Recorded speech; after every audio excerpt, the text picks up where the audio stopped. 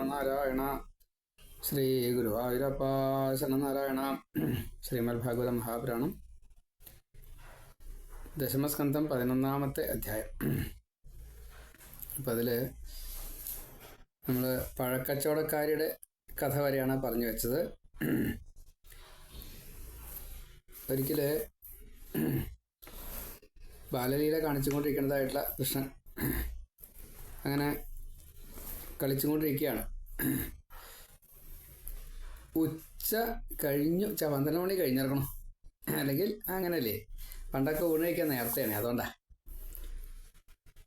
യശോദ ഇങ്ങനെ വിളിക്കുന്നുണ്ട്, കൃഷ്ണ ഊണ് കഴിക്കാൻ വരൂ. വിളിക്കും രോഹിണി, രാമ ഊണ് കഴിക്കാൻ വരൂ. രണ്ടാൾക്കും വിളി കേൾക്കണം കൂടിയില്ല, കളിച്ചും കൊണ്ടേ ഇരിക്കുക. എന്താ അതിങ്ങനെ ഇങ്ങനെ വരാത്തെന്താ? നിങ്ങൾ കാലത്ത് നേരത്തെ ഊണ് കഴിച്ചതല്ലേ, ആഹാരം കഴിച്ചതല്ലേ, പിന്നെ ഇതുവരെ ഒന്നും കഴിച്ചിട്ടില്ലല്ലോ. ബാക്കിയുള്ള കുട്ടികളൊക്കെ ഊണ് കഴിച്ചിട്ടാണ് കുട്ടികളെ നിൽക്കണത്. നിങ്ങൾ വരും, ഊണ് കഴിക്കൂ. വിശക്കില്ലേ? എല്ലാവർക്കും വിശക്കില്ലേ? നിങ്ങൾക്ക് മാത്രമല്ല, ആകെ ചളിയും പൊടിയും. ഇനി എപ്പോഴാണ് ഈ ഊണ് കഴിക്കണത്? വേഗം വരൂ. വരണില്ല എന്ന് കണ്ടപ്പോൾ യശോദ ഒരു സൂത്രം പറഞ്ഞു എന്നാ. ചെറിയ ചെറിയ സൂത്രങ്ങളൊക്കെ കുട്ടികളോട് പറഞ്ഞിട്ട് കാര്യങ്ങളൊക്കെ നടത്താറുണ്ട്. ആ കൂട്ടത്തിലൊരു സൂത്രം പറഞ്ഞ. എന്താ സൂത്രം പറഞ്ഞത്? ഇന്ന് ഉണ്ണിയുടെ പിറന്നാളല്ലേ. അമ്മ കളവും പറയാൻ തുടങ്ങിയോ? കാര്യം എന്തെന്നുള്ള വിഷയമല്ല. എന്തിനാടാ ഉണ്ണി ഈ കളവ് പറഞ്ഞിട്ട് ഉണ്ണിയെ കൊണ്ട് ഇങ്ങനെ ചെയ്യിക്കാൻ നിൽക്കണത്? അത് ശരിയല്ല എന്നേ ധരിക്കണ്ടായുള്ളൂ. അപ്പോൾ വേഗം അവിടുന്ന് എഴുന്നേറ്റു, കളിക്കലൊക്കെ നിർത്തി. എല്ലാവരും വരെ ഇന്ന് സദ്യ ഉണ്ട്. ഇവിടെ വന്ന് നോക്കിയപ്പോഴേ പിറന്നാളായ ചില കാര്യങ്ങളൊക്കെ ഉണ്ട്. ബ്രാഹ്മണർക്ക് ഊട്ട്, ദാനം, അങ്ങനെ അനവധി വിശേഷങ്ങൾ. എല്ലാവർക്കും പലതും കൊടുക്കും യശോദ ഈ പിറന്നാളായാലേ. അതിനുള്ള ഒരു ഒരുക്കങ്ങളും കാണാനില്ല. അകത്ത് നോക്കുമ്പോൾ സദ്യ ഒട്ടൊന്നുമില്ല. സാധാരണ ചോറും കൂട്ടാനും ഉപ്പേരിയും പഴന്നൂർക്കും ഒക്കെ ഉണ്ട് കേട്ടോ. ഇല്ല, പപ്പടം പായസമൊക്കെ ഉണ്ട്. എന്നാലും സദ്യ ഇല്ല എന്നാ. അപ്പോൾ പിറന്നാൾ വട്ടങ്ങളൊന്നും കാണാനില്ലോ അമ്മേ. ഓ, ബ്രാഹ്മണർക്ക് ദാനമൊക്കെ വേണ്ടേ? ഓ, ഉണ്ണി ഇന്ന് ഇങ്ങനെയൊക്കെ ഉള്ളൂ. അല്ല, അതൊക്കെ ഉണ്ടെങ്കിൽ ഇന്ന് ഊണുള്ളൂ. അതാ അപ്പം അതിലേറെ കുടുങ്ങി. ഉണ്ണി ശരിക്കും അന്നത്തെ ദിവസം പിറന്നാൾ അങ്ങോട്ട് ആഘോഷിപ്പിച്ചു. അമ്മയും രോഹിണിയും കൂടിയിട്ടേ പണിയെടുത്തിട്ട് എന്തിനു പറയണു, ഒരു കൃത്രിമ പിറന്നാൾ അങ്ങോട്ട് ഉണ്ടാക്കി. അപ്പോൾ സാധാരണ ഊണ് കഴിക്കണ നേരത്തേക്കാൾ 2-3 മണിക്കൂറും കൂടി വൈകി. 2 മണിക്കൂറിലധികം എന്തായാലും വൈകി. അതൊക്കെ ചെയ്യിച്ചിട്ടേ ഊണ് കഴിച്ചിട്ടുള്ളൂ. കളിയായും പൊളി പറയരുത് പഠിപ്പിച്ചു. ഇനി അങ്ങനെ ഒന്നും ഉണ്ടാവില്ല ജീവിതത്തിൽ മുഴുവൻ തീരുമാനിച്ചു. പിന്നെ ഉണ്ടായിട്ടില്ല കേട്ടോ ഇങ്ങനത്തെ ഒരു രംഗം. അന്നത്തെ ദിവസം അങ്ങനെ കഴിഞ്ഞു. കുറച്ച് ദിവസം കഴിഞ്ഞപ്പോൾ ഇവർക്ക് ഇങ്ങനെ സംശയങ്ങൾ പലതും തോന്നാ. പൂതന മുക്തയായി, ശകടൻ, തൃണാവർത്തൻ, അതൊക്കെ അങ്ങനെയാണ് മുക്തി. കുഴപ്പമൊന്നും ഉണ്ടായില്ല ഉണ്ണിക്ക്. എന്നാലും മരങ്ങൾ പൊട്ടി വീണു. ഇതെന്താ? അത് ഒരു പുഴങ്ങിയാണ് വീണെടുക്കുക. ഒരു കാരണമില്ല. അങ്ങനെ പറയുമ്പോഴേക്ക് ഉണങ്ങിയിട്ടൊന്നും ഉണ്ടാകുന്നില്ല ഈ കൊമ്പും ചില്ലൊന്നും. ഒരു ഇല പോലും ഉണങ്ങിയിട്ടുണ്ടാകുന്നില്ല. പിന്നെ എങ്ങനെയത്? ചർച്ച വന്നപ്പോൾ ഭൂമിയുടെ കുഴപ്പമാവും. ഓ, എന്നാൽ നമുക്ക് വാസസ്ഥലം മാറ്റിയാലോ? ഓ, എല്ലാവർക്കും സമ്മതമാണ്. കാരണം എന്താ വെച്ചാൽ ഈ പശുക്കളെ ഇങ്ങനെ കുറേ ദിവസം നിർത്തിയാൽ പിന്നെ വേറൊരു സ്ഥലം അന്വേഷിച്ച് പോകും. അത് സ്ഥിരം പതിവാ. ഓ ശരി, പോകാമല്ലോ. അപ്പോൾ ഓരോരുത്തരും ഓരോരോ സ്ഥലം പറഞ്ഞു. അപ്പോൾ അതിൽ ഉപനന്ദൻ എന്ന് പറഞ്ഞ നന്ദഗോപരുടെ തൊട്ട് താഴെയുള്ള സ്ഥാനം, ഒരു സ്ഥാനപ്പേരാണ് അതൊക്കെ. പശുക്കളുടെ എണ്ണത്തിനനുസരിച്ചാണ് നന്ദൻ, ഉപനന്ദൻ എന്നൊക്കെ പേര് വരിക. 9 ഉപനന്ദന്മാരുണ്ടായിരുന്നു എന്നൊക്കെയാണ്. അതേപോലെ വേറെ നന്ദന്മാരുണ്ട്. അതേപോലെ ഗോപഗണങ്ങൾ. ഈ ഗോകുലം എന്ന് പറയുന്നത് നന്ദഗോപരുടെ ഗോകുലം എന്ന് പ്രത്യേകം പറയണം. ഗോകുലങ്ങൾ പിന്നെയും അനവധിയുണ്ട്. അപ്പോൾ അതിൽ നന്ദഗോപരുടെ ഗോകുലം എന്ന് പറഞ്ഞാലാണ് അത് ശരിയാവുള്ളൂ. അല്ലെങ്കിൽ ഇപ്പോൾ കൃഷ്ണൻ്റെ ഗോകുലം പിന്നീട് ഒന്നായി ഉണ്ടാവും, അത്രയേ ഉള്ളൂ. അപ്പോൾ ഉപനന്ദൻ പറഞ്ഞു, ഇവിടെ അടുത്ത് വൃന്ദാവനം എന്ന് പറഞ്ഞിട്ടൊരു സ്ഥലമുണ്ട്. വളരെ നല്ല സ്ഥലമാണ്. അപ്പോൾ ഈ വാസ്തുദോഷമൊന്നും അവിടെ ഉണ്ടാവുമെന്ന് തോന്നുന്നില്ല. കുറച്ച് പ്രത്യേകത ഉണ്ട്. ഗോവർദ്ധന പർവ്വതത്തിൻ്റെ തൊട്ടടുത്താണ് ഈ സ്ഥലം. താഴ്വരയിലാണ്. ഗോവർദ്ധന അതിൽ പെട്ടതാ. കാളിന്തി നദിയുണ്ട് അവിടെ. പുൽമേട് ധാരാളമുണ്ട്. പിന്നെ നദിയുടെ തീരത്ത് യമുനാ പുളിനം ധാരാളമുണ്ട്. എന്നുവെച്ചാൽ മണൽത്തിട്ട ധാരാളമുണ്ട്, പുല്ലുണ്ട്, വനമുണ്ട്, ഉപവനമുണ്ട്, ഉദ്യാനം കൂടിയുണ്ട്. അത്രയും പ്രകൃതി സുന്ദരാണ്, രമണീയമാണ്. ധാരാളം വള്ളിക്കുടിലുകൾ ഇങ്ങനെയൊക്കെ ഉണ്ട്. ഇതൊക്കെ പ്രത്യേകം ചില കാര്യങ്ങളൊക്കെ പറഞ്ഞപ്പോൾ എന്നാൽ നമുക്കൊന്ന് പോവുക, പിന്നെ വേറെ ചർച്ചയൊന്നും ഉണ്ടായില്ല. ശരി എന്ന് പറഞ്ഞു. എല്ലാവരും കൂടിയിട്ട് യാത്ര ചെയ്യും. ആ യാത്രയ്ക്കുള്ള ഒരുക്കങ്ങൾ, പിന്നെ കുട്ടികൾക്ക് വയസ്സന്മാർക്കൊക്കെ വണ്ടി, സാധനങ്ങൾ കൊണ്ടുപോകാനൊക്കെ വണ്ടി, പിന്നെ ബാക്കിയുള്ളവരൊക്കെ നടക്കുക. അങ്ങനെ യാത്ര. കൃഷ്ണനും രാമനും അച്ഛനും അമ്മയും കൂടിയിട്ട് ഒരു വണ്ടിയിൽ, രോഹിണിയുണ്ട്. അങ്ങനെ എല്ലാവരും കൂടിയിട്ട് ഒരു വണ്ടിയിൽ ഘോഷയാത്രയായിട്ട് ഗോപന്മാരെ ഒക്കെ ആർത്ത് വിളിച്ച്, അതേപോലെ തന്നെ പശുക്കളെയൊക്കെ തുളിച്ച് അവരുടെ ഒരു ലഹള. അത് വേറെ. എന്തായാലും നല്ല ശബ്ദകോലാഹലം, അതൊരു പാട്ട്, താളം, അങ്ങനെ ഇവരിങ്ങനെ പാടും. അതിനനുസരിച്ച് കാളകൾ നടക്കുന്ന ശബ്ദം, വണ്ടി ഇങ്ങനെ തിരിയണ ശബ്ദം, കുട്ടികളുടെ ലഹള, പക്ഷിമൃഗാദികളുടെ ലഹള, കാറ്റത്ത് മരങ്ങളിങ്ങനെ ശബ്ദിക്കുന്നുണ്ട്, കളകളനാദം മറ്റേ ഈ യമുന ഉണ്ടാക്കുന്നുണ്ട്. അങ്ങനെ നടന്ന് രാവിലെ പോയാൽ വൈകുന്നേരത്ത് അവിടെ എത്തും. എന്തായാലും അങ്ങനെ ഇവിടെ എത്തി. അവിടെ എത്തിക്കഴിഞ്ഞപ്പോഴേക്ക് കൃഷ്ണൻ ആ കാഴ്ച കണ്ടപ്പോഴേ, ഇത് വളരെ ഗംഭീരം, ഗോലോകത്തിൽ അതേപോലെ തന്നെ ഉണ്ടല്ലോ ഇവിടെ. രണ്ടുപേരും ഇറങ്ങി ഓട്ടം. ഗോവർദ്ധനത്തിൻ്റെ താഴ്വര, അതുപോലെ ഈ വള്ളിക്കുടിലുകളൊക്കെ കണ്ടു. യമുന, മരങ്ങള്, പഴങ്ങള്, പുല്ല് ധാരാളം. പശുക്കൾക്ക് വളരെ സന്തോഷമായി. അപ്പോൾ അവിടെ അങ്ങോട്ട് വിഹരിക്കാമെന്ന് ഉറപ്പായി. സർവകാല സുഖാവഹം, അങ്ങനെയാണ്. കാലാവസ്ഥയ്ക്ക് എന്നും അനുകൂലം അവിടെ. പ്രത്യേക ഒരു സ്ഥലം, ഗോലോകത്തിലെ സ്ഥലം അങ്ങനെയാണ് കൊണ്ടുവന്നിരിക്കുകയാണ് ഭഗവാനെ. അവിടെയാണ് ഭഗവാന്റെ ക്രീഡകൾ മുഴുവൻ ഉള്ളത്. അപ്പോൾ ആനന്ദിച്ചുകൊണ്ട് ജീവിക്കുന്നതിൻ്റെ ഇടയ്ക്ക് ഒരു ദിവസം, അച്ഛാ ഞങ്ങളൊക്കെ ഇനി പശുക്കുട്ടികളെ നയിക്കാൻ പോകാനുള്ള പ്രായമായി, ഞങ്ങളും പോകുന്നുണ്ട് എന്ന് പറഞ്ഞു. നിങ്ങൾക്ക് പോകാറൊന്നും ആയിട്ടില്ല. അല്ല, പോകാറായി, 4 വയസ്സായി. 4 വയസ്സേ. 4 വയസ്സിൽ പണിയെടുക്കാൻ തുടങ്ങി കൃഷ്ണൻ. അപ്പോൾ കൂലി കൊടുക്കുക വെച്ചാൽ അത്രയും കൂലി കൊടുക്കണം. അതാണ് പശുക്കുട്ടികളെ മേയ്ക്കാനുള്ള ഗ്രൂപ്പിൽ കൃഷ്ണനും കൂടി. ഏതായാലും അങ്ങനെ കൊമ്പ്, ഓടക്കുഴല്, മറ്റേ കണി കണ്ടൊക്കെ ഉണ്ട് ഈ ഉത്സാഹിക്കാനുള്ളതേ. അതേപോലെ മഞ്ഞപ്പട്ടുണ്ടാവും, പിന്നെ ഒരു വട്ടം ഏർപ്പാടുകളൊക്കെ ഉണ്ട്. ഏതായാലും അങ്ങനെയൊക്കെ എല്ലാവരും കൂടിയിട്ട് പശുക്കുട്ടികളെ നോക്കാൻ പോകും. വലിയ ഗോപന്മാരൊക്കെ പശുക്കളെ നോക്കാൻ പോകും. ഇങ്ങനെയൊക്കെയാണ്. അപ്പോൾ അവിടെ ചെന്ന് കഴിഞ്ഞാൽ കുട്ടികളെ നോക്കുക പറഞ്ഞാൽ അത്ര വലിയ ഭാരമൊന്നുമില്ല. അവരിങ്ങനെ മേഞ്ഞോളും, ഇവർ കളിക്കും, അത്രയ്ക്കൊക്കെ ഉള്ളൂ. ഏതായാലും കളിച്ച് കഴിഞ്ഞാൽ കുട്ടികൾ തന്നെ തൊഴുത്തിലേക്ക് എത്തും, ഇവരതിൻ്റെ പിന്നാലെ വരും, അത്രയ്ക്കൊക്കെ ഉള്ളൂ. ഏതായാലും അതിൻ്റെ ഇടയ്ക്ക് അവിടെ പലതരത്തിൽപ്പെട്ടതായിട്ടുള്ള കളികൾ ഇവർ ചെയ്യും. പശുക്കളുടെ ചാട്ടം ഓട്ടമൊക്കെ ഇവർ അനുകരിക്കും. പിന്നെ ഈ തവളച്ചാട്ടം തൊട്ടുള്ള കാര്യങ്ങളൊക്കെ ഇവർ ചെയ്യും. ഇങ്ങനെ ഓടിക്കളിക്കുക, തൊട്ട് കളിക്കുക, അങ്ങനെയുള്ളതൊക്കെ ഉണ്ട്. ഒളിച്ച് കളിക്കുക, അതേപോലെ കാളകൾ പോരടിക്കുന്നതൊക്കെ കാണും, അതൊക്കെ ഇവർ ചെയ്യും.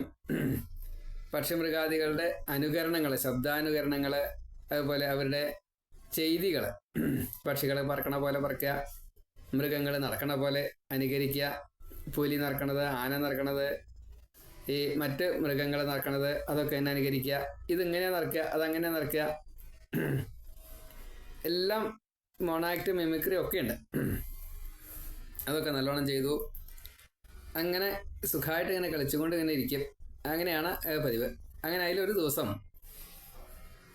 കംസൻ്റെ മറ്റൊരു ഭൃത്യ ഇവിടെ വന്നപ്പോൾ ഈ കളികളൊക്കെ കണ്ടപ്പോഴാണ് എന്നാൽ ഒരു പശുക്കുട്ടിയായാൽ, ഒരു മൂരിക്കുട്ടിയായിട്ടാണ് ചെന്നാൽ, അപ്പോൾ മൂരിക്കുട്ടിയുടെ ഒപ്പം ഇങ്ങനെ എപ്പോഴും നടക്കും, കളിക്കും, അങ്ങനെയൊക്കെ ഉണ്ട്.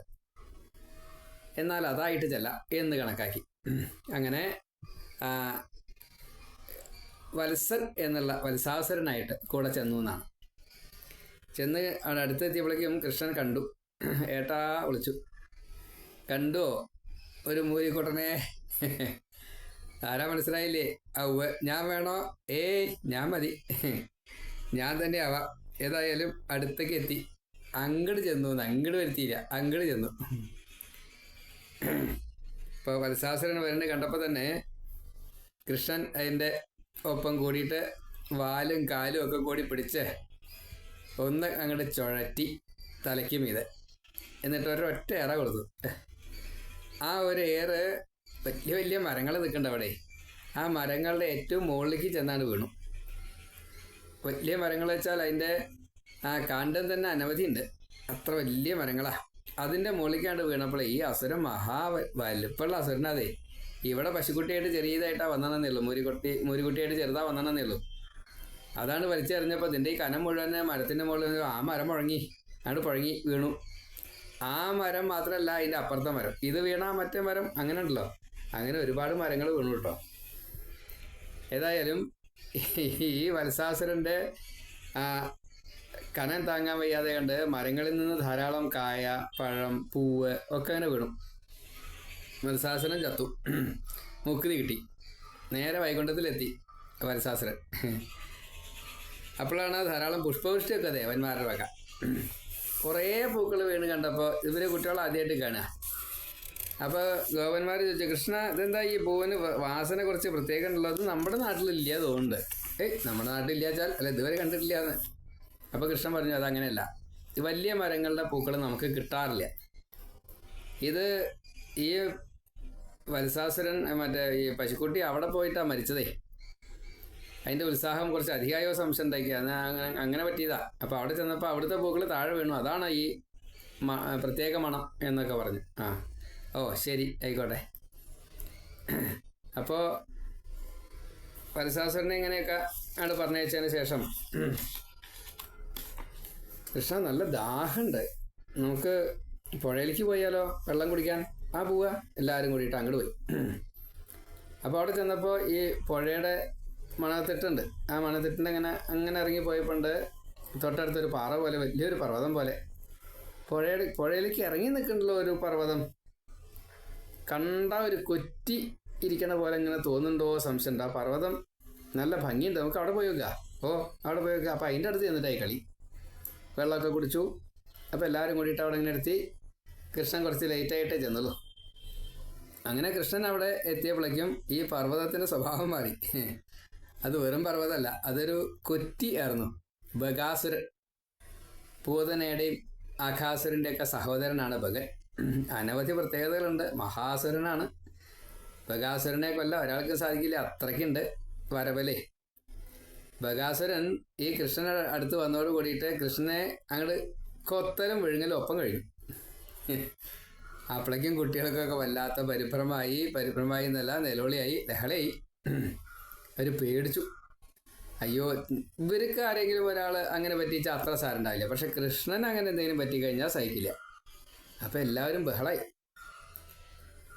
പക്ഷേ വിഴുങ്ങിയതേ ഓർമ്മ ഉണ്ടായുള്ളൂ ഭഗത്തിന്. കഴുത്തങ്ങോട്ട് ചുട്ടിട്ടേ, കൊറ്റി എന്ന് പറഞ്ഞാൽ നീളം കഴുത്തല്ലേ, ഈ കഴുത്തിൽ കൃഷ്ണൻ അങ്ങോട്ട് ഇരുന്നു. അത് തീയൊന്നും കണക്കല്ല, ഇരുമ്പ് പഴുപ്പിച്ചിട്ട് അങ്ങോട്ട് വിഴുങ്ങി എന്താ ഉണ്ടാവുക, ആ കൂട്ടത്തിലായി. ചൂട് സഹിക്കാൻ പറ്റുന്നില്ല. അപ്പോൾ വീണ്ടും പുറത്തേക്ക് എന്നെ തുപ്പിക്കഴിഞ്ഞാൽ കൊക്കൊക്കെ നേരെയൊക്കെ അങ്ങനെയൊക്കെ ചില കൊറ്റികൾക്ക് ചില ഉദ്ദേശങ്ങളൊക്കെ ഉണ്ട്. നീ വെള്ളം കുടിച്ചിട്ടുണ്ടാവാൻ ചിലപ്പോൾ, ഒന്ന് തണുക്കാൻ വേണ്ടിയിട്ടേ വെള്ളത്തിൽ ഇറക്കി വയ്ക്കുക, അങ്ങനെയൊക്കെ ഉണ്ട്. രണ്ടാമതും അങ്ങനെ കൃഷ്ണനെ കൊത്താൻ വേണ്ടിയിട്ട് വന്നപ്പോൾ കൃഷ്ണൻ കുഞ്ഞ് കൈകൊണ്ട്, ചെറിയ കൈ, 4 വയസ്സേ ഉള്ളൂ, ആ കുഞ്ഞ് കൈകൊണ്ട് 2 കൊക്കും ഇങ്ങോട്ട് പിടിച്ചു. ഈ അഷ്ടൈശ്വര്യങ്ങൾക്ക് ഒരു പ്രയാസമില്ല, എപ്പോൾ അടിച്ചെടുക്കുക, ആരോട്ട് കാണൂല. ആ കൊക്ക് ഇങ്ങോട്ട് വലിച്ചു, ഇടത്തോട്ടും വലത്തോട്ടും വലിച്ചു തന്നെ. അപ്പോൾ വലിയ പാറയെ പറഞ്ഞിട്ട് കാര്യമില്ല, അതിനേക്കാൾ അനവധി വലിപ്പമുണ്ട് ഭഗവാനെ, ആർക്കും കാണുന്നില്ല എന്ന് മാത്രമേ ഉള്ളൂ. കീറി കഴിഞ്ഞപ്പോൾ പർവ്വതത്തിനെ ഇത് കീറി, ഈ ചാത്തത്തിന് ഇല കയറണവട്ടെ. ഏതായാലും അങ്ങടും ഇങ്ങടും അങ്ങോട്ട് ഇട്ടു. എന്നിട്ട് കൃഷ്ണൻ തന്നെ കൈ ഒട്ടിയായിട്ട് ചിരിച്ചു. അപ്പോൾ ചാത്തം കഴിഞ്ഞു, ഇല കീറിടലും കഴിഞ്ഞു, കൈയൊട്ടലും കഴിഞ്ഞു, ഇനി കാക്ക കൊത്തേ വേണ്ടു. അതിൻ്റെ കഥയില്ല. ഏതായാലും ബകാസുരൻ ചത്തു. ഇതൊരു അത്ഭുതം തന്നെയായി എല്ലാവർക്കും ഇങ്ങനെ. അപ്പോൾ ഈ കൊറ്റി കൃഷ്ണനെ ആദ്യം വിഴുങ്ങിയ സമയത്ത് ഇന്ദ്രൻ, ശിവൻ, ബ്രഹ്മാവ് ഒക്കെ വന്നിട്ട് പല പ്രയോഗങ്ങളും, പല ദേവന്മാർ, അഗ്നിദേവനും വായുദേവനും വരുണദേവനും, അങ്ങനെയില്ല, എല്ലാ ദേവന്മാരും അവരവരുടേതായിട്ടുള്ള ആയുധങ്ങൾ യമൻ ദണ്ടടക്കം കൊണ്ടുവന്നിട്ട് പ്രയോഗിച്ചു. ഇന്ദ്രൻ്റെ വജ്രായുധം, ശിവൻ്റെ ശൂലം, ഒന്നും ഈ ഭഗത്തിനെ വധിക്കാൻ കഴിഞ്ഞില്ല. അമോഘാസ്ത്രങ്ങളുള്ള പലതും അവിടെ നിർവീര്യായി. കൃഷ്ണന്റെ കൈകൊണ്ട് മാത്രം മുക്തി. അപ്പോൾ എല്ലാവരും വളരെയധികം ഭയപ്പെട്ടു. ദേവന്മാരും ഋഷികളും ഈ കുട്ടികളും എല്ലാവരും വളരെയധികം ഭയപ്പെട്ടു. ആ കുറ്റിയാണ് ഇപ്പം ഇങ്ങനെ നിസ്സാരമായിട്ട് ചീന്തിയാണ് കളഞ്ഞതേ. അപ്പം ഇനി ഇത്രേ കൃഷ്ണന് മഹിമ ഉള്ളൂ എന്ന് പറയാനില്ല, അത്ര കൂടുതൽ മഹിമ ഉണ്ട് എന്ന് മനസ്സിലായി. ആ കാര്യമൊക്കെ ഇവിടെ വന്നിട്ട് അച്ഛനമ്മമാരോടൊക്കെ വിസ്തരിച്ച് പറഞ്ഞു. അതൊക്കെ പറഞ്ഞപ്പോൾ എന്താ അത് ഇങ്ങനെയൊക്കെ ധാരാളം പുഷ്പവൃഷ്ടികൾ. അപ്പോൾ നേരത്തെ വത്സാസുരൻ്റെ പുഷ്പവൃഷ്ടി എന്നല്ല, അനവധി പലതും കണ്ടു അവിടെ. കൊട്ട്, പാട്ട്, വാദ്യം, വേദസ്തുതി, ബ്രാഹ്മണരുടെ പലതും കണ്ടു. അതെല്ലാം കൂടി കണ്ടതോട് കൂടിയിട്ട് വലിയ സന്തോഷമായിട്ടോ എല്ലാവർക്കും. ഈ കഥകളൊക്കെ വീട്ടിൽ ചെന്ന് പറഞ്ഞപ്പോൾ ഒന്നാണ് എല്ലാവരും സമാധാനിച്ച്. എന്തൊക്കെയോ ചില കുഴപ്പങ്ങളുണ്ട്. വരണവരൊക്കെ അസുരന്മാരാണെന്നാണ് തോന്നണത്. അവരൊക്കെ ഇയ്യാമ്പാറ്റെ പോലെ ഇങ്ങനെ തീയിലേക്ക് വന്നിട്ട് അങ്ങോട്ട് ചാവുകയാണ് പതിവ്. കൃഷ്ണൻ്റെ അടുത്തേക്ക് എത്തണു, ഇതാ മുക്തി നേടുന്നു. ഇങ്ങനെയാണ് കാണുന്നത് എന്ന് എല്ലാവരും സമാധാനിച്ചു. അപ്പോഴേക്കും ഒരു 5 വയസ്സായി. അങ്ങനെ ദിവസങ്ങളിങ്ങനെ കഴിഞ്ഞ് പോകുന്നുണ്ട്. അപ്പോൾ കുട്ടികൾക്ക് കൃഷ്ണൻ്റെ ഒപ്പം കളിച്ചിട്ട് സമയം പോരാ, കളിക്കാനുള്ള സമയമില്ല. ഊഴയ്ക്ക് അങ്ങോട്ട് എത്തണേ, പിന്നെ പോക്കില്ലേ. ഇനി കൃഷ്ണ നമുക്ക് ചോറ് കാട്ടിലേക്ക് കൊണ്ടുപോയാലോ ചോദിച്ചു. ആ എന്നായിക്കോട്ടെ, അമ്മോട് പറയാ. എല്ലാവരും അമ്മമാരോട് പറഞ്ഞു ചോറ് പാത്രത്തിൽ കൊണ്ടുപോകണം. അപ്പോൾ ഓരോരുത്തർ എല്ലാവരുടെ വീട്ടിലും ഇപ്പോൾ ഈ സദ്യയും കാര്യങ്ങളൊന്നും ഉണ്ടാവില്ല. കൃഷ്ണൻ്റെ വീട്ടിലൊക്കെ സദ്യ ഉണ്ട്, ധനവാന്മാരുടെ വീട്ടിലൊക്കെ സദ്യ ഉണ്ട്. അവരൊക്കെ അതിനനുസരിച്ച് പാത്രങ്ങളിലായിട്ട് തന്നെ കൊണ്ടുപോകും. അങ്ങനെ ഒരു ദിവസം ധാരാളം വിഭവങ്ങൾ കൂടിയിട്ട് ചോറ് കൊണ്ടുപോയി. അപ്പോൾ ഉപ്പേരിയുണ്ട്, ഉപ്പിലിട്ടുണ്ട്, കൊണ്ടാട്ടുണ്ട്, കാളനോല, എന്തൊക്കെയാ അതൊക്കെ പലതരത്തിൽപ്പെട്ടതായിട്ടെല്ലാം കൂടിയിട്ട് ഈ പശുക്കുട്ടികളെ കൊണ്ട് യാത്രയായി. കാട്ടിലെത്തി. പിന്നെ കളി അങ്ങനെയാണ്. കളിക്കണേൻ്റെ ഇടയ്ക്കാണ് ഈ ഓർമ്മ വന്നത്. ഇന്ന് നമ്മൾ ചോറ് ഇങ്ങോട്ട് കൊണ്ടുവന്നുണ്ട്. 10:30 മണിയായിട്ടുള്ളൂ കേട്ടോ. സാധാരണ 12:30, 1 മണി, 1:30 മണി, 2 മണിയൊക്കെ ആവും, എന്നിട്ടൊക്കെ കഴിക്കുള്ളൂ. 10:30 മണിയായപ്പോഴേക്കും ഓരോരുത്തരെ കൃഷ്ണ വിശക്കണു. ഈ 10:30 ആയിട്ടുള്ള സമയം അല്ല കൃഷ്ണ, വിശക്കുണ്ട്. അതെയാ, എന്നാൽ കൊണ്ടുവന്ന ചോറ് കഴിക്കുക. നോക്കുമ്പോൾ ചിലവരുടെ ചോറും പാത്രം തന്നെ കാണാനില്ല. അതെവിടെ? ഞാൻ എടുത്ത് വെച്ചായിരുന്നു. ഇതാ, എനിക്കാവശ്യമില്ല. അപ്പോഴേക്കും ചിലവരുടെ കൂട്ടാൻ പാത്രം കാണാനില്ല, ചോറും പാത്രം തുറന്നു വെച്ചതായാൽ ഒന്നും കാണാനില്ല. ഇങ്ങനെ പല കളികളും കണ്ടു. അപ്പോൾ കൃഷ്ണൻ തീരുമാനിച്ചു എല്ലാവർക്കും എല്ലാ വിഭവങ്ങളും എത്തണം. അപ്പോൾ അതിന് വേണ്ടിയിട്ട് എല്ലാവരുടെയും ചുറ്റുപാത്രത്തിലെ വിഭവങ്ങൾ അങ്ങോട്ടും ഇങ്ങോട്ടും പകുക്കാനുള്ള ഏർപ്പാടാക്കി. കൃഷ്ണ, ഞങ്ങൾക്ക് കൃഷ്ണനെ കണ്ടും കൊണ്ട് ഊണ് കഴിക്കണം കേട്ടോ. ആയിക്കോട്ടെ, അങ്ങനെയാവാം. കൃഷ്ണൻ നടുക്കിൽ ഒരു ഇത്തിരി ഉയരമുള്ളൊരു സ്ഥലമുണ്ട്. ഒരു മണൽപ്പുറ്റാണ്. അവിടെ നിറച്ച് പുല്ലുമുണ്ട്. മണലിൻ്റെ മീത പുല്ല്, അങ്ങനെ പുല്ല് വിരിച്ച കൂട്ടത്തിൽ പരവതാനി. കൃഷ്ണ അതിൻ്റെ മുകളിൽ ഇരുന്നു. എൻ്റെ 4 പുറമായിട്ട് കുട്ടികളും ഇരുന്നു. അവരെല്ലാവരും കൃഷ്ണനെ കണ്ടുകൊണ്ട് കൃഷ്ണൻ സഹസ്രമുഖനായി. അത് കുട്ടികൾക്ക് മനസ്സിലായില്ല എന്നേ ഉള്ളൂ. താമര സഹസ്രദള താമര ഇരിക്കുന്ന പോലെ അങ്ങോട്ട് ഇരുന്നു. എല്ലാവരും ചുറ്റുപാത്രം തുറന്നു. അപ്പോൾ പലരുടെയും കൂട്ടാനും പെരുന്നും കാണാനില്ല കേട്ടോ. ചിലവരിലൊക്കെ ധാരാളം കാണാനുണ്ട്. ഇത് എൻ്റെ ആണല്ലോ അത്. അത് എൻ്റെ അല്ല, ഞാൻ അവിടുന്ന് എടുത്തുവെച്ചതാ. ഏതായാലും എല്ലാവരും അങ്ങോട്ടും ഇങ്ങോട്ടൊക്കെ പങ്കുവെച്ച്. അപ്പം ചില കേമന്മാരുണ്ട്. അവരെ കൃഷ്ണ ഇതൊന്ന് കഴിച്ചു നോക്കൂ, കൃഷ്ണനെ കൊണ്ട് കഴിപ്പിക്കുക. നല്ല സ്വാദുണ്ട് കേട്ടോ. കൃഷ്ണ നല്ല സ്വാദില്ലേ, ഇങ്ങനെയുണ്ട്? അയ്യയ്യേ, ഇതൊരു സ്വാദുമില്ല. അപ്പോൾ അവർക്കും വല്ലാത്ത വിഷമായി. അപ്പോഴേക്കും വേറെ ചിലർ ഈ ഇത്രയും നല്ല പ്രഭുക്കളുടെ വീട്ടിൽ നിന്ന് വന്നവർ കൊടുത്തിട്ട് കൃഷ്ണൻ സ്വാദില്ല എന്നാണ് പറഞ്ഞത്. അപ്പോൾ ചിലർ ഒളിപ്പിച്ചു വെച്ചു. ഞങ്ങൾക്ക് ഇത്രയ്ക്കുള്ള കഴിവൊന്നുമില്ല കേട്ടോ കൃഷ്ണൻ, ഞങ്ങൾ ഒന്നും മിണ്ടിയില്ല, കൊടുത്തില്ല. അപ്പോൾ കൃഷ്ണൻ, നീ ഒന്നും കൊണ്ടുവന്നിട്ടില്ലേ? ഓരോരുത്തരുടെ പേരൊക്കെ വിളിക്കും. നീ കൊണ്ടുവന്നിട്ടില്ലേ? ഞങ്ങൾ കൊണ്ടുവന്നില്ല, പക്ഷെ ഞങ്ങളുടെ അത് വേണ്ട. അല്ല, തരൂ നോക്കട്ടെ. അത് വാങ്ങി കഴിക്കും. അപ്പോൾ അത്ര വലിയ സ്വാദൊന്നുമില്ല, പക്ഷെ ഭക്തി ഉണ്ടായില്ലേ. അപ്പം അത് കാരണം എന്തൊരു സ്വാദ്, നല്ല സ്വാദുണ്ട്. അത് എന്നിട്ട് കൃഷ്ണൻ എല്ലാവർക്കും കൊടുത്തു. ആകെ ഇത്തിരി ഉള്ളൂ, അതെല്ലാവർക്കും കൊടുത്തു. അപ്പം നോക്കുമ്പോൾ എല്ലാവർക്കും ഭയങ്കര സ്വാദം. കാരണം കൃഷ്ണ കൊടുക്കണതേ, സ്വാദ് ഉണ്ടാക്കിയിട്ട് കൊടുത്തു. അപ്പോൾ ഗമ, അഹങ്കാരം ഇങ്ങനെയൊക്കെ ഉള്ളവരുടെ അത് തീർത്തു കൊടുത്തു. അതൊന്നും ഇല്ലാത്തവർക്ക് അതിൻ്റെതായിട്ടുള്ള യശസ് ഭഗവാൻ ഇതുപോലെ വീതിച്ചു കൊടുത്തു. ആഹാരം വീതിക്കുന്നതിൻ്റെ ഒപ്പം ഈ സമഭാവനയും കൂടി ഭഗവാൻ വീതിച്ചു കൊടുത്തു. അങ്ങനെ ഊണ് കഴിക്കാതെ കഴിഞ്ഞാൽ പിന്നെ ഈ ഓടക്കുഴൽ വിളിക്കുക, തട്ടി മുട്ടി വാദ്യം, കൊട്ട്, പാട്ട്, മറ്റേ കൊയിലിൻ്റെ ശബ്ദം, മറ്റേ കൊറ്റിയുടെ നടത്തം, അങ്ങനെയല്ലേ പലതും ഉണ്ട്.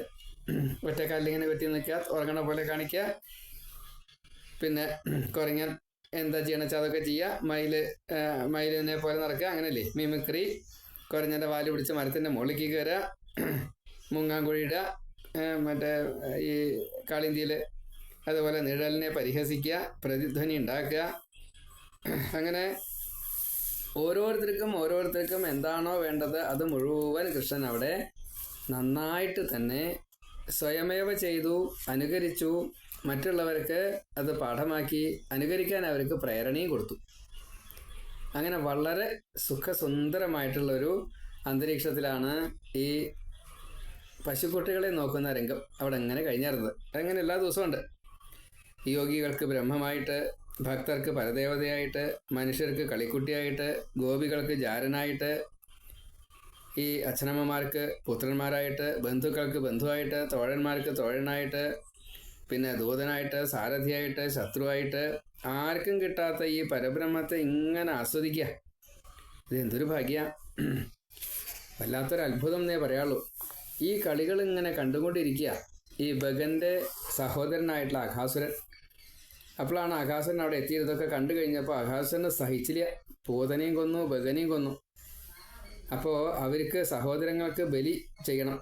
ഈ ഉണ്ണിയെ വധിച്ചിട്ട് അതിനെ ആഹാരമാക്കാം, എന്നാൽ പിന്നെ എളുപ്പമുണ്ട്. അപ്പോൾ മഹാപാപിയാണ് അഘ എന്ന് പറഞ്ഞാൽ തന്നെ മഹാപാപിയാണ്. അഘാസുരൻ ഒരു പെരുമ്പാമ്പിൻ്റെ രൂപമെടുത്തു.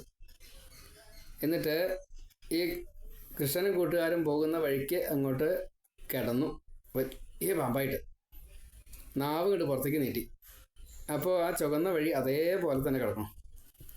പക്ഷെ ചെറിയൊരു വ്യത്യാസം, മാർദ്ദവുണ്ട്, നാവിൻ്റെ മാർദ്ദവം ഉണ്ടാവുമല്ലോ, അത് കണ്ടാൽ മനസ്സിലാവുമൊന്നുമില്ല കേട്ടോ. അതേപോലെ വലിയ വലിയ ദംഷ്ട്രകളുണ്ട്, അതൊക്കെ പർവ്വത ശിഖരാണെന്നേ തോന്നുള്ളൂ.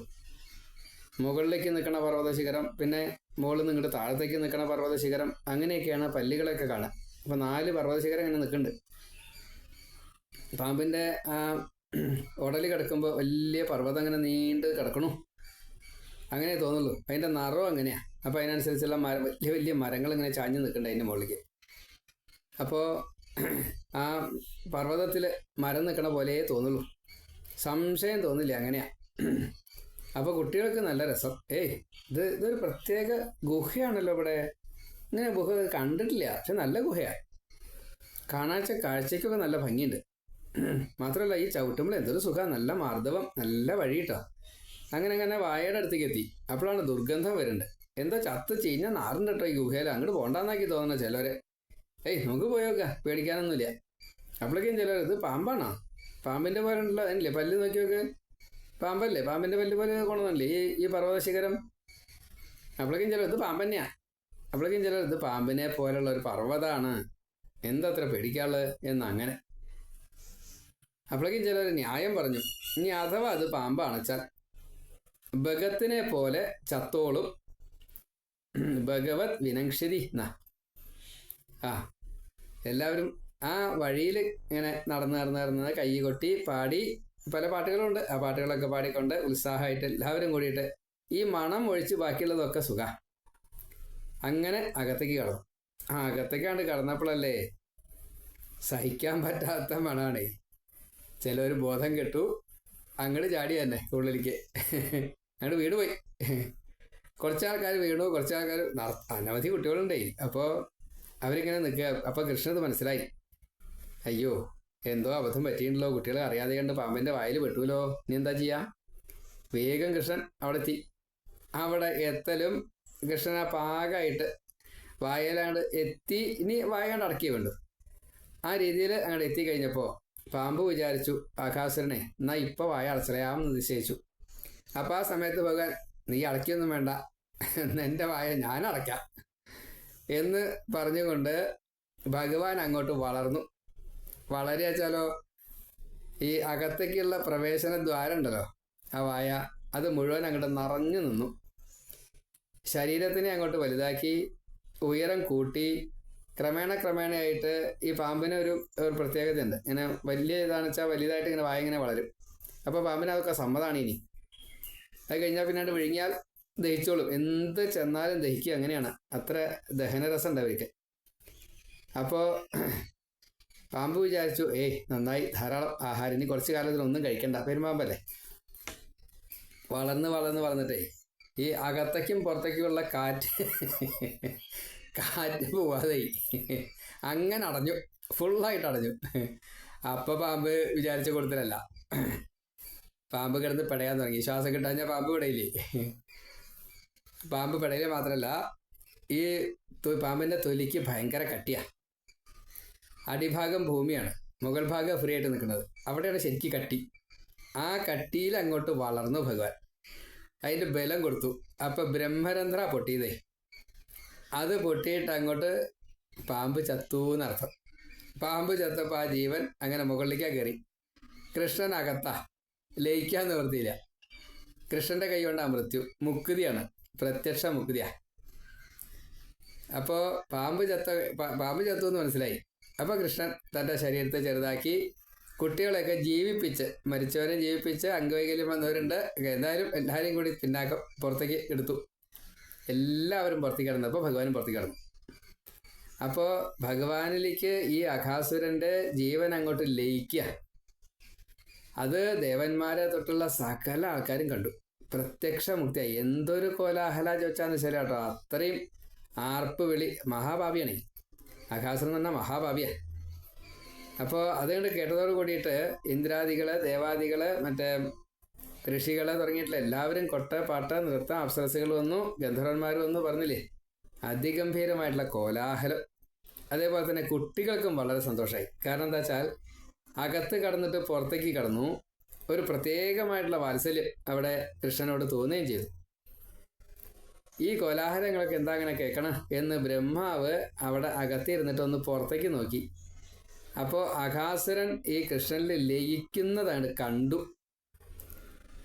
ഈ മഹാഭാവിക്ക് ഭഗവാൻ മുക്തി കൊടുത്തോ? ഇത് അർഹതയില്ലല്ലോ. എന്തായി ഭഗവാൻ ഇങ്ങനെയൊക്കെ ചെയ്യണത്? മർത്യരൂപത്തിലല്ലേ ഇവിടുന്ന് അങ്ങോട്ട് പോയത്? മർത്യവേഷം കെട്ടിയ മർത്യ ശീലങ്ങളല്ലേ പാടുള്ളൂ, അതിലപ്പുറം പാടൂ. ഇതൊക്കെ അങ്ങനെ വിചാരിക്കണ്ടേ ബ്രഹ്മാവ്.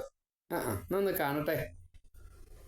അപ്പോൾ ബ്രഹ്മാവിന് ഭഗവാന്റെ ശക്തി എത്രത്തോളം ഭഗവാൻ ഇവിടെ ഭൂമിയിൽ കാണിക്കുന്നുണ്ട്, പ്രകടിപ്പിക്കുന്നുണ്ട്, ലീലയിൽ പങ്കെടുത്തോളാൻ അന്ന് വിഷ്ണു പറഞ്ഞിട്ടുമുണ്ട്. എന്നാ ഒന്ന് പോയിക്കളെ.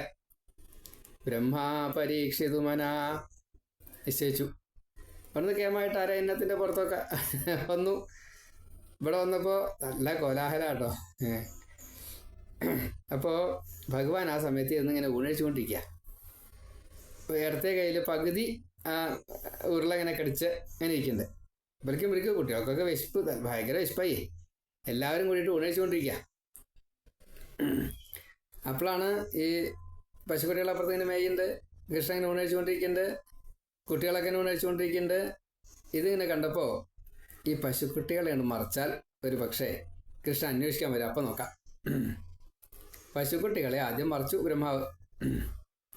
അപ്പോഴേക്കും കുട്ടികൾ, അയ്യോ പശുക്കുട്ടികളെ കാണാനില്ല, ഞാൻ തരാം ഓരോരുത്തരും ഉത്സാഹമായിട്ട് എല്ലാവരും നീട്ടപ്പോൾ പറഞ്ഞു, ആരും നീക്കരുത്, ഊണ് കഴിക്കണമെന്ന് നീക്കാൻ പാടില്ല, അറിയില്ലേ, അച്ഛൻ പറഞ്ഞിട്ടുണ്ട്. ശരി ഞാൻ പോയിക്കോളാം. അപ്പം എനിക്കിത് ബാധകല്ലേ. കൃഷ്ണൻ പറഞ്ഞു, നിങ്ങൾ അവിടെ ഇരുന്നോളൂ, ഞാൻ പോയിട്ട് കൊണ്ടുവന്നോളാം കേട്ടോ. അപ്പം ശരി. ഇവർക്കൊക്കെ സമ്മതമായി. കാരണം കൃഷ്ണൻ കുട്ടിയെ പറ്റും, ബാക്കിയുള്ളവർക്ക് അത്ര പറ്റില്ല. അപ്പം അതുകൊണ്ട് കൃഷ്ണനെ വിട്ടു. കുറച്ച് ദൂരമാണ് പോയപ്പോഴേ, ഇത് ബ്രഹ്മാവ് ഒപ്പിച്ച പണിയല്ലേ. അപ്പോൾ കുറച്ചുകൂടി പോയി. ഈ കുട്ടികളിൽ നിന്നും മറയാവുന്ന രീതിയിൽ കൃഷ്ണൻ കുറച്ചുകൂടി പോയി. അപ്പം ആ സമയത്ത് ബ്രഹ്മാവ് അല്ലേ, ഇത് തന്നെയാ താപ്പ്, കുട്ടികളെയും മറച്ചു. കൃഷ്ണൻ മറച്ചോട്ടെ വിചാരിച്ചിട്ടാ മാറിപ്പോയതെന്ന് പാവം ബ്രഹ്മാവിന് മനസ്സിലായില്ല. കുട്ടികളെയും കാണാനില്ല, പശുക്കുട്ടികളെയും കാണാനില്ല. കൃഷ്ണൻ വളരെ സന്തോഷമായി.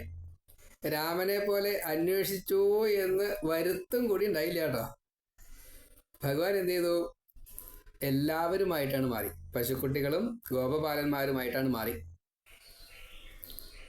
അവരുടെ ഭാവഹാവാദികൾ മുഴുവൻ, വേഷഭൂഷാദികൾ, ഭാവഹാവാദികൾ എന്തൊക്കെയാണെന്ന് വെച്ചാൽ അതൊക്കെ, വസ്ത്രം അതേപോലെ, ഓടക്കുഴലെ കൊമ്പ തൊട്ടുള്ളതൊക്കെ അതേപോലെ തന്നെ, അതൊക്കെ ആയിട്ടാണ് മാറിയെന്നാ. ഓരോന്നും പ്രത്യേകം പറയാനില്ല. സകലതും ഓരോരുത്തരെ അമ്മയും അച്ഛനെ എങ്ങനെയാണ് പെരുമാറുക അതേപോലെ. അതാണ് ഭാവഹാവാദികൾ. അപ്പം കൃഷ്ണൻ തന്നെ കൃഷ്ണന്മാരെ പശുക്കുട്ടികളെ തൊളിച്ചതിന് പോവുകയാണ്. കൃഷ്ണന്മാർക്കൊപ്പം, ഈ ഗോപബാലന്മാർക്കൊപ്പം അതാത് വീടുകളിലേക്ക് കയറി ചെന്നു. അതാത് പശുക്കുട്ടികളുടെ അടുത്തേക്ക് തൊഴുത്തിലേക്ക് ചെന്നു. അപ്പോൾ അവരുടെ സ്വീകരണം സാധാരണ സ്വീകരണം പോലെയല്ല, കുറച്ച് അധികം സ്വീകരിച്ചു എല്ലാവരും. ബാക്കിയുള്ള പണികളൊക്കെ ഉപേക്ഷിച്ചു. ഈ വരുന്ന കൃഷ്ണന്മാരെ തൻ്റെ മകനാണ്, തൻ്റെ മകൻ്റെ ഓടക്കുഴലാണ്, കൊമ്പാണ്, വസ്ത്രമാണ്, പലതും ഏതായാലും ഒരേപോലെ എല്ലാവരും ഈ കൃഷ്ണന്മാരെ അങ്ങോട്ട് സ്വീകരിച്ചു. പശുക്കുട്ടികളും ഗോപബാലന്മാരും മുഴുവൻ കൃഷ്ണനാണെന്ന് അറിയാതെ കണ്ട് ഈ പശുക്കളും ഈ ഗോപസ്ത്രീകളും ഗോപന്മാരും ഒരേപോലെ കൃഷ്ണനെ സ്വീകരിച്ചു. അങ്ങനെ ഒരു കൊല്ലം കഴിയാൻ 4-5 ദിവസം ബാക്കിയുള്ളപ്പോഴാണ് ഇത് ദിവസേന തന്നെ ഏർപ്പാട്. അങ്ങോട്ട് തിരിച്ചുകൊണ്ടു കാട്ടിലേക്ക് പോകും, തിരിച്ചു വരും. അപ്പോഴാണ് രാമന് ഒരു സംശയം. ഭഗവാന്റെ ഇച്ഛയാണത്, ഏട്ടൻ മനസ്സിലാക്കിക്കോട്ടെ, ഇല്ലെങ്കിൽ കുഴപ്പമാവും. മുന്നേ പറഞ്ഞ അനുവാദം വാങ്ങണമെന്ന് നിയമമുണ്ടല്ലോ. ഏട്ടൻ്റെ പേരാണ്, ഏട്ടൻ്റെ സ്ഥാനമാണ്. ലക്ഷ്മണന് കൊടുത്തതാ. സ്വന്തം പേര് രാമൻ എന്നുള്ളത് ഏട്ടന് കൊടുത്തു. അപ്പോൾ ആ സ്ഥാനമൊക്കെ അർഹതപ്പെട്ടതായിക്കോട്ടെ, ഏട്ടൻ്റെ സ്ഥാനമുണ്ട്. അപ്പോൾ തോന്നി, എന്താ അത്, എന്തോ ഒരു മാറ്റം ഉണ്ടല്ലോ, ഇതൊന്ന് കൃഷ്ണൻ. അപ്പോഴേക്കും ഉണ്ട് വലിയ പശുക്കൾ മുകളിൽ കൂടെ ഇങ്ങനെ പോകുന്നുണ്ട്, കുറച്ച് അകലെ കൂടെ, കുറച്ച് മുകളിലാണ്. വലിയ മതിൽക്കെട്ടും ഇങ്ങനെയൊക്കെ ഉണ്ട് അവിടെ. പാറക്കെട്ടുകൾ അത്രയേ ഉള്ളൂ, മതിൽ കെട്ടിയതല്ല, പാറക്കെട്ടുകൾ. ഇപ്പം ഈ പശുക്കുട്ടികളെ കണ്ടപ്പോൾ അതിൻ്റെ ഒപ്പം ചില പശുക്കുട്ടികളുണ്ട് കൂടെ, അല്ലെങ്കിൽ മറ്റേ തൊഴുത്തിൽ പശുക്കുട്ടികളൊക്കെ ഉണ്ട്. അതൊന്നും വിഷയമില്ല. അവർ ചാടി ഓടിയിട്ട് ഇങ്ങോട്ട് വന്നു. അപ്പോൾ ഗോപന്മാർ ആ പശുക്കളെ മറ്റേ തൊഴുത്തിലേക്ക് ആക്കാൻ വേണ്ടി ഇങ്ങനെ കുടിപ്പിച്ചാൽ പറ്റില്ലല്ലോ. അപ്പോൾ കുറേ തല്ലിനും പിടിക്കണമൊക്കെ ഉണ്ട്. അതൊന്നും ഇവിടെ വിഷയമല്ല. അവർ ഓടി വന്നിട്ട് ഈ പശുക്കുട്ടികൾക്ക്, കൃഷ്ണനാകുന്ന പശുക്കുട്ടികൾക്ക് പാൽ കൊടുത്തു. അപ്പോൾ അത് സ്വതേ പതിവില്ല.